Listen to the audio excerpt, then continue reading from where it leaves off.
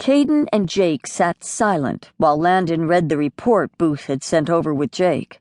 Well, Kayden sat. Jake stood. He always felt better standing, a byproduct, no doubt, of his profession, always ready to move if a call came in or danger threatened. Landon finished the report and set it to the side. "Kayden, you were right. We're dealing with murder." "I wish I was wrong. Hard to believe someone in the climbing community would do something like this." "How do you know it was someone in the climbing community?" "Only someone with climbing expertise would know how dodecanol's interaction with chalk would affect a climb." "So, either a climber or someone with a climber to help them out?" Landon said. Jake nodded. "Kayden, are you available to head over to Spruce Harbor with Jake today? We could really use your expertise on this one, not to mention your ties to the climbing community." Jake moved instinctively closer to her. Killing a fellow climber was cold, unforgivable, but Imnek Island's climbers wouldn't appreciate her coming after one of their own. He wanted her to know he'd be there to run interference. "No problem," she said. "I'll do everything I can to see whoever did this behind bars." "Start with the widow," Landon said, "and then move on to the climbing gym. See if that's where Conrad purchased his chalk." Jake followed Kayden back to the home she shared with her sister Piper. It had been their family home, and after their mother died, the siblings stayed. Gradually the brothers moved out, and now the girls shared it, but soon it would just be Kayden's. Piper would be moving in with Landon after their August wedding. Hard to believe all the changes that had occurred in the last year. Cole and Bailey getting engaged, and in a couple days married. Piper and Landon soon to follow.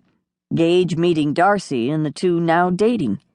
It left only Kayden and Reef single. That number would drop in half if he had any say about it, but sadly, he didn't. Kayden might be intrigued by him, but she clearly didn't love him. Rory, the girl's husky, bounded down the porch steps the minute Kayden stepped from her vehicle. "Hey, girl," Kayden bent, patting her up.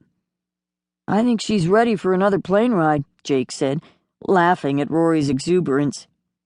"Maybe next time, when we don't have suspects to question."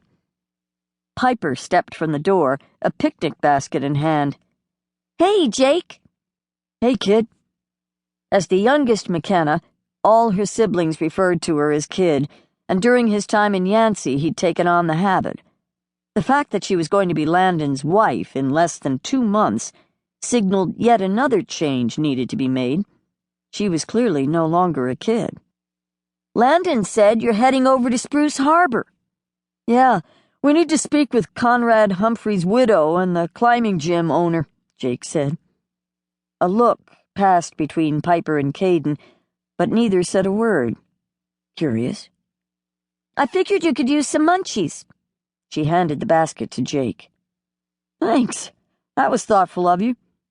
And so very Piper, always looking out for others. Kayden did, too, just in a very different way.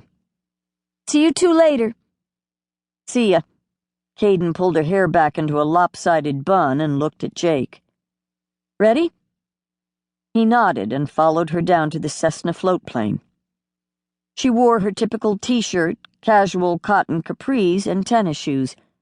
He couldn't wait to see her in a dress for the wedding. It would be a first. She'd apparently worn them on dates, but he'd always been careful never to be present when she was going on one. It was simply too painful. They climbed on board, set the picnic basket on one of the back seats, and strapped in side by side. Jake loved watching Kayden fly. Flying and climbing were the only times he got to see the unreserved her, in her element and full of joy. It was addictive. If only being in his presence had the same effect. Reef approached the house as the Cessna lifted off the water around back. He clasped Anna's hand. "Guess you'll have to meet my older sister later."